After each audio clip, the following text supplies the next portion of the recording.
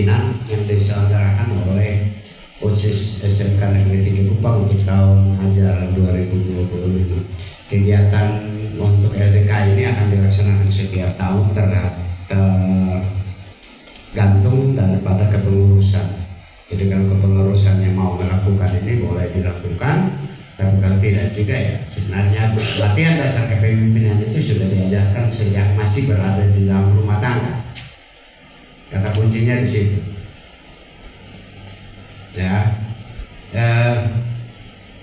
kita mulai belajar awal kita mulai belajar sesuatu itu semua belajar dari rumah, bukan belajar di luar rumah. Ya, kita belajar mulai dengan menyebutkan kata saja, papa, mama, itu bukan belajar di luar, belajarnya di dalam rumah tangga. Diajarkan oleh siapa? Diajarkan oleh ibu. Oleh karena itu sekolah menjadi ibu bagi anak-anaknya. Hari ini kita mulai kegiatan latihan dasar kepemimpinan yang rencananya akan dilaksanakan selama 3 hari. Semoga kita berdoa sama-sama kegiatan selama 3 hari ini bisa berjalan dengan baik tanpa halangan dan diikuti dengan semangat. Karena kegiatan ini yang saya katakan tadi bahwa hanya dilaksanakan selama 1 kali dalam setahun. Waktu kalau kita tidak ambil sekarang, mau kapan lagi? Kalau bukan kita yang ikuti, mau siapa lagi? Nah, ini penting. Ya, disinilah tempat kita belajar untuk menjadi seorang pemimpin. Siapa yang menjadi pemimpin secara instan? Tidak ada. Pasti semuanya dia melalui suatu proses, itu proses pembelajaran. Dan untuk menjadi pemimpin seperti apa yang tadi disampaikan dalam arahan Bapak Kepala, bahwa setiap orang sebenarnya punya kesempatan untuk menjadi pemimpin. Tinggal bagaimana kita mempersiapkan diri. Salah satu cara mempersiapkan diri adalah disiplin diri. Tidak ada banyak pemimpin yang akhirnya hidupnya berakhir di dalam penjara. Kenapa? Karena dasarnya dia tidak miliki. Dasar kepemimpinannya dia tidak miliki. Apalagi sekarang orang menuju pemimpin, terutama pemimpin daerah, itu bukan jenjang karir. Ya, kalau jenjang karir itu istilahnya kita mulai menapak perjalanan itu mulai dari dasar dulu. Dasar naik baru sampai pada level tertinggi. Tapi kebanyakan sekarang, terutama para pemimpin atau kepala daerah yang kita biasa bilang bahwa dia terpilih karena politik, sekalipun dia tidak mengerti apa-apa, tapi karena dia punya masa atau dia punya orang, dia punya uang, maka dengan sendirinya dia bisa maju untuk mencalonkan dirinya sebagai seorang pemimpin. Dan kalau dia berhasil, nah ini baru kita dapat pemimpin yang hancur. Saya tidak bilang di Kota Kupang seperti itu, tapi kenyataannya banyak sekali pejabat-pejabat setelah menjadi pejabat kemudian mungkin kamu tidak dapat, tapi rencananya ke depan ada salah satu bentuk pembaharuan dalam kurikulum, yaitu dimasukkannya materi tentang pendidikan anti korupsi. Kenapa? Karena itu kenyataannya seperti itu.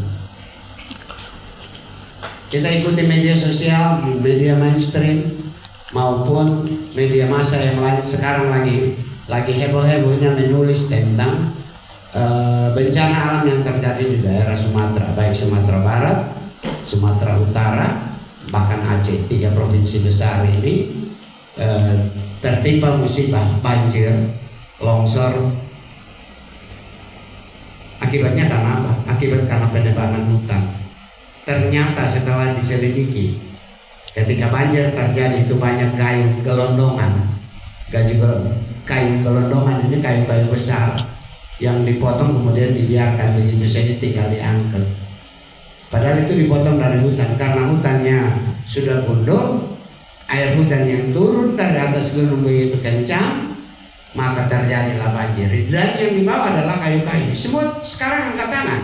Tidak ada yang mau mengaku ini siapa yang potong ini kayu. Padahal penebangan hutan itu tidak bisa seenaknya. seenaknya kita pergi ke hutan jati. Bagi anak-anak pramuka yang kemarin pelantikan di sana, merasakan itu. Untuk ambil kayu kita patang untuk bakar saja, kayu bakar ranting yang sudah itu saja sulit. Kita harus berusaha, minta dulu, izin dulu, baru kita bisa dapat kayu. Nah sekarang orang bisa potong kayu, potong begitu saja. Terjadi reboisasi? Tidak. Akhirnya apa? Erosi terjadi, banjir bawah, banyak korban. Sekarang kalau banyak korban, orang yang pengambil keputusan, para pemimpin ini tepuk tangan. Bahkan yang paling kacau, saya tidak bilang paling kacau itu, pemimpin tidak punya rasa empati. Disinilah, hari inilah, sampai 3 hari ke depan kita belajar tentang apa itu kepemimpinan sebenarnya. Dan saya percaya ketika kita ikuti kegiatan ini dengan baik, kita akan hasilkan sekian anak yang memiliki jiwa kepemimpinan.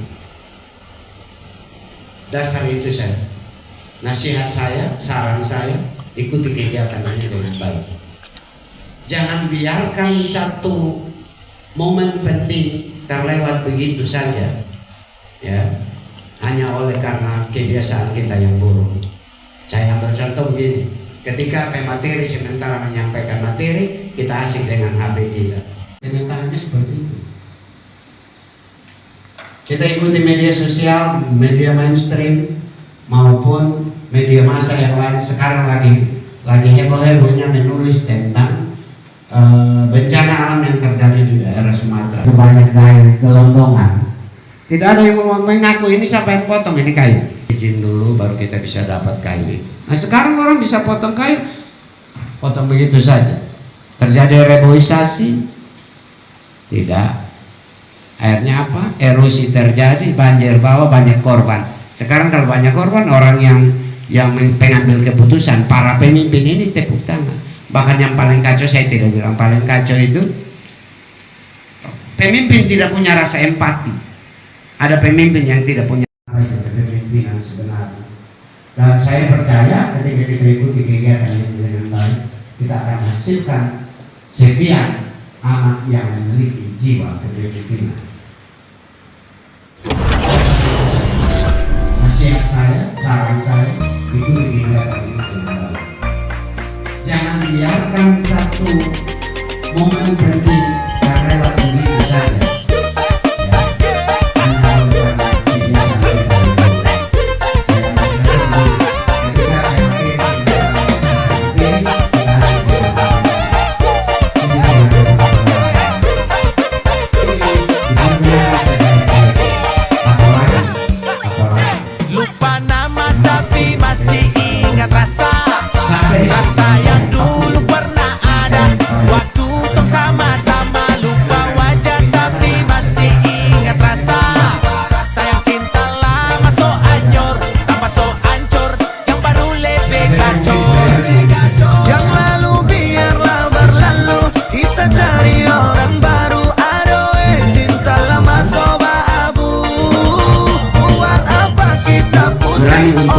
Menerima kritik, karena kalau kritikan itu jangan dilihat bahwa itu menjadi senjata orang lain untuk memotong kita, bukan, tapi itu sebenarnya pembelajaran untuk kita belajar. Oh ternyata ada semacam itu saja. Terima kasih atas perhatiannya. Selamat pagi.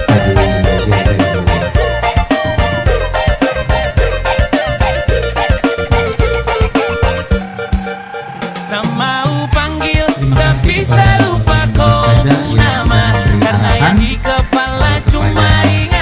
peserta untuk kegiatan-kegiatan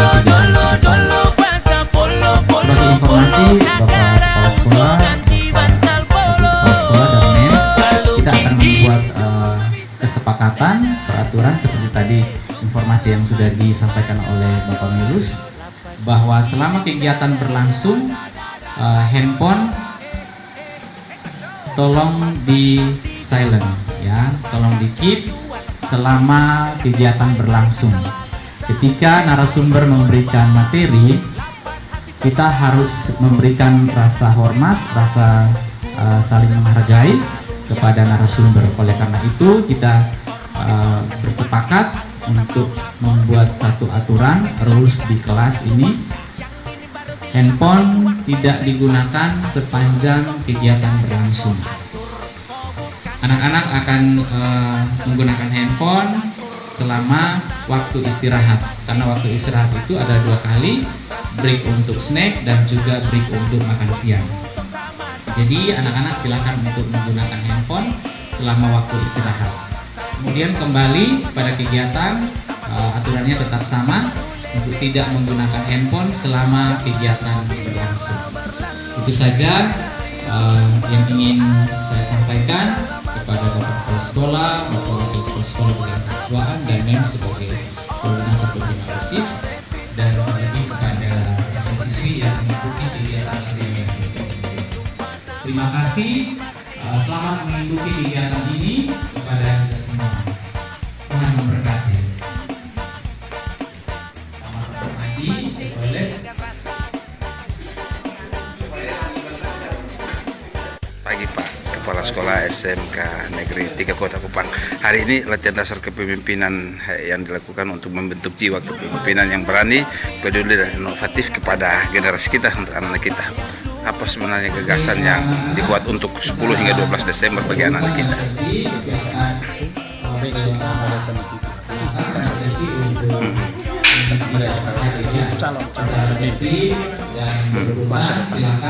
Masa depan mereka pasti akan terlibat di dunia apa saja. Di situ latihan dasar kepemimpinan menjadi hal-hal yang penting. Mungkin materi-materi yang akan disampaikan dari mana-mana saja, Bapak.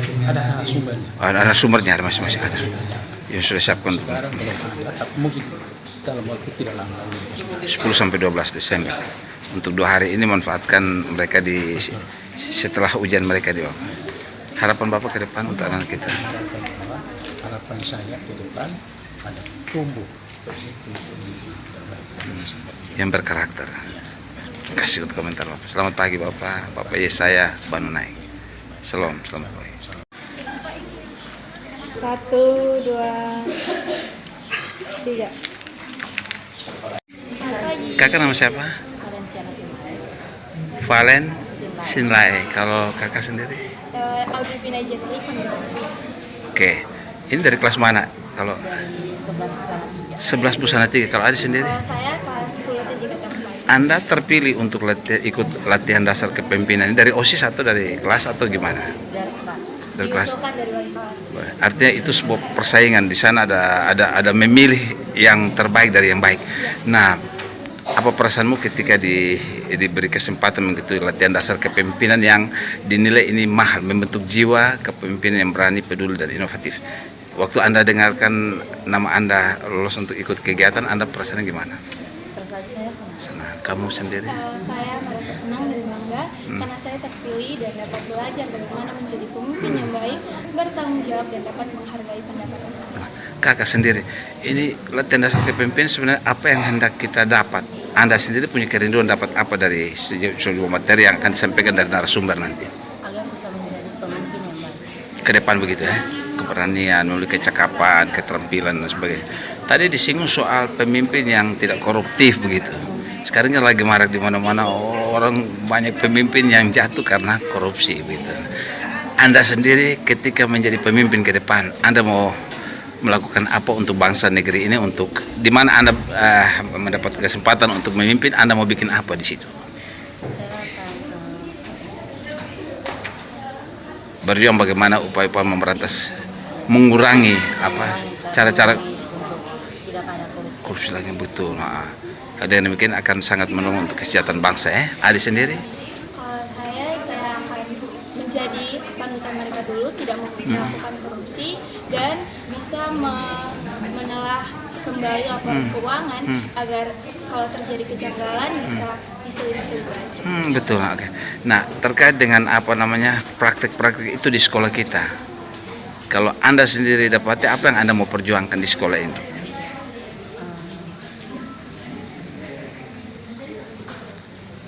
Memberikan edukasi literasi ya, agar itu tidak boleh terjadi begitu. Dan melapor kepada pembina OSIS Oh, atau wali kelas jika terjadi di kelas. ada pembinaan-pembinaan, Supaya diberikan sanksi atau pembinaan lanjutan supaya tidak boleh terjadi lagi begitu. Luar biasa. Nah, Ada latihan dasar kepemimpinan kan bagaimana membentuk karakter dan sebagainya untuk sekolah ini dan di luar sana juga.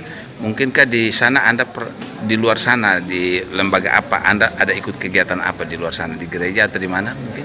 Nona Audrey di gereja atau di mana ada kegiatan apa biasa ikut? Kegiatan kepemimpinan dibentuk di SMP dulu. Ada tadi SMP. Dan juga dibentuk kembali di Pramuka SMP. Wah luar biasa. Ada sendiri Valen Rote nih. SMP juga begitu latihan. Jadi ini sebenarnya bukan dasar tapi Anda sebenarnya sudah beberapa kali itu tindak lanjut selanjutnya. Oke baik.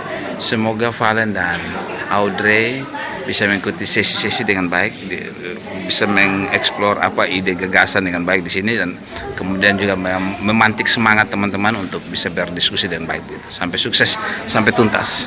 Salam perjuangan, salam sehat begitu, sukses selalu. Nama siapa Kak? Perkenalkan, nama saya Rias Anugrah Syafira Liza Paulun, biasa disapa dengan Syafira atau juga Rias. Sekarang di kelas berapa Kak? Sekarang saya menduduki kelas 11. 11 ya.